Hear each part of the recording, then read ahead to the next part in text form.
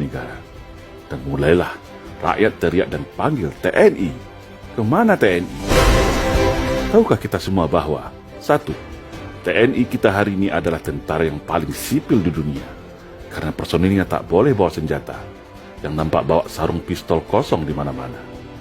2. Tahukah kita bahwa secara sistematis TNI kita seharusnya sebagai komponen utama alat pertahanan negara sekarang sudah bergeser menjadi komponen pembantu, karena tugasnya hanya menjadi pembantu, membantu tugas Polri, membantu bencana, membantu pemadaman kebakaran hutan, bahkan untuk menumpas separatisme yang jelas bahagian tugas pokok TNI tetap difungsikan untuk membantu Polri dalam tugas operasi penumpasan separatis yang diganti nama jadi kriminal dengan 1000 alasan.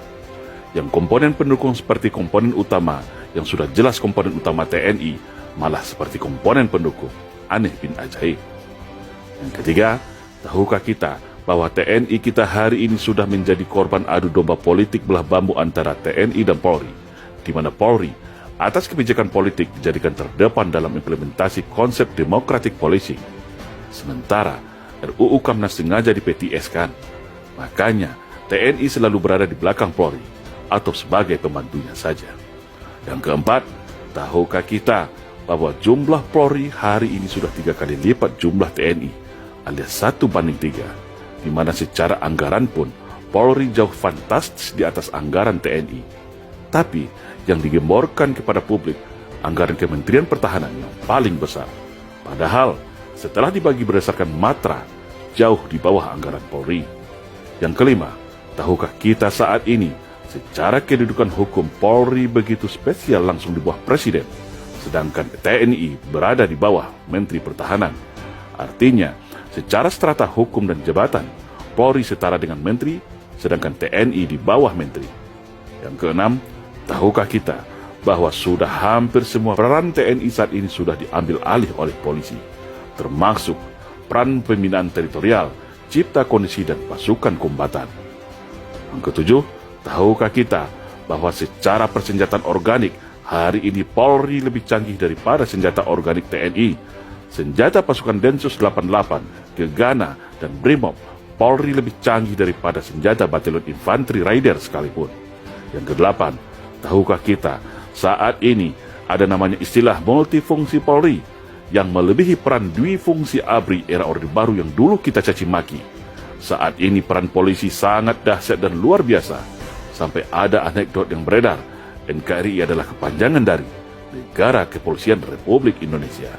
Yang kesembilan, tahukah kita saat ini tak jelas lagi batas antara dimensi pertahanan dan keamanan, di mana seharusnya jelas mana yang tugas pokok TNI sebagai komponen utama pertahanan dan mana tugas Polri sebagai komponen pendukung. Yang ke-10, tahukah kita saat ini fungsi teritorial TNI sudah diberi tak jelas lagi fungsi dan tugasnya.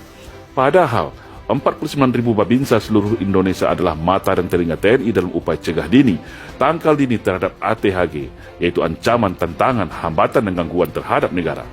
Hal itu adalah termasuk dalam 5 kemampuan teritorial, tapi ternyata Babin Kamtibmas yang lebih berkuasa soal deteksi dan cegah dini. Maka terjadilah seperti hari ini, rakyat mudah diadu domba, tidak ada penengah. Walaupun TNI tahu siapa aktor dan dalangnya dalam setiap konflik sosial, tetapi tak bisa berbuat apa-apa karena terkunci oleh aturan dan tidak logis. Itulah yang disebut dengan serangan asymmetric war untuk melemahkan negara dari dalam.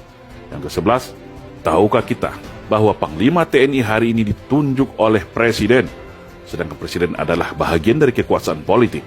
Bayangkan, apabila kewenangan politik ini disalahgunakan untuk mengkooptasi TNI agar manut dan tunduk kepada kehendak kekuasaan, bukan kepada rakyat dan negara lagi.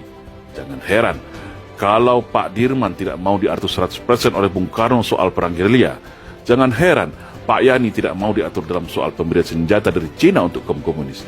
Yang ke-12, tahukah kita bagaimana TNI kita secara kekuasaan politik tidak berdaya dan tunduk di bawah kekuasaan politik?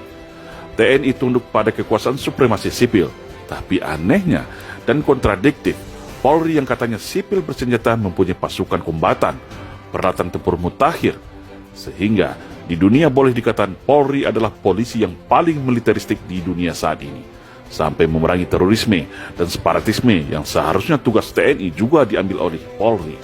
TNI tidak punya kewenangan apapun khususnya Angkatan Darat. Yang ke-13, tahukah kita kalau TNI hari ini secara institusi terikat oleh undang-undang dan secara individu terikat oleh Sumpah Sabta Marga. Namun, di satu sisi ada kelompok politik dari sipil melalui kekuasaan politik dapat mengintervensi permasalahan internal TNI, baik itu berupa penempatan posisi jabatan dan belanja anggaran persenjataan TNI. 14. Sadarkah kita, slogan sinergitas TNI Polri hanyalah cara halus mengikat TNI ke belakang, tetapi memberikan kekuasaan luas kepada Polri di depan. Logikanya, buat apa dulu TNI Polri dipisah, lalu saat ini diikat lagi dengan bahasa sinergitas? Kan jadi aneh dan menimbulkan tanda tanya besar. Sinergitas artinya tetap di bawah kendali Polri. Nah, semua penjelasan di atas adalah baru beberapa bahagian yang menjadi beban tugas, beban moral, beban psikologis mental prajurit TNI dalam menunaikan bakti pada negara. Sudah sangat jelas bagaimana upaya sistematis untuk mengekang TNI, melumpuhkannya, dan menempatkannya berada di belakang peran dan tugas Polri. Sungguh TNI ku sayang dan TNI ku malang. Ketika ada kejadian berupa perang, bencana alam, dan gangguan keamanan berat, TNI baru dipanggil untuk diperbantukan. Tetapi ketika itu berupa fasilitas politik, kewenangan dan sarana prasarana, TNI selalu diminta untuk bersabar, untuk banyak mengalah, demi slogan Bumi Pertiwi. Hari ini barulah kita sadar bahwa pelemahan TNI ini adalah bahagian sistematis dan pembalasan dendam dari para kelompok neo-PKI, agar mereka leluasa merebut Indonesia dan merubahnya menjadi negara komunis.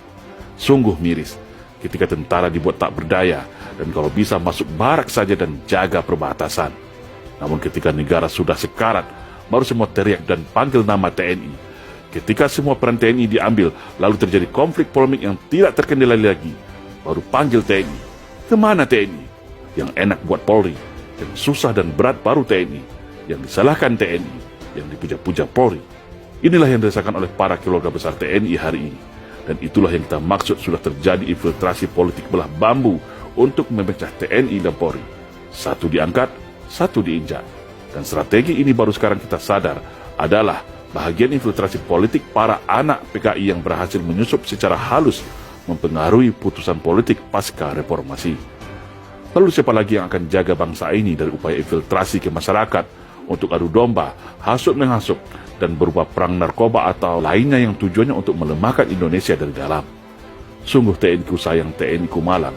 Semoga bangsa ini tersadar dan mengembalikan jati diri TNI sebagai tulang punggung negara. Saya yakin, kalau fungsi teritorial TNI berjalan dan TNI kembali ada tempat di Senayan, maka insya Allah agenda komunisme di Indonesia akan kembali bisa dipatahkan.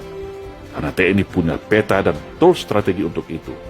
TNI harus kembali menjadi jati dirinya sebagai prajurit Sabta Marga yang berwibawa sebagai penjaga Garuda, pengawal Pancasila, garda utama menjaga keutuhan NKRI.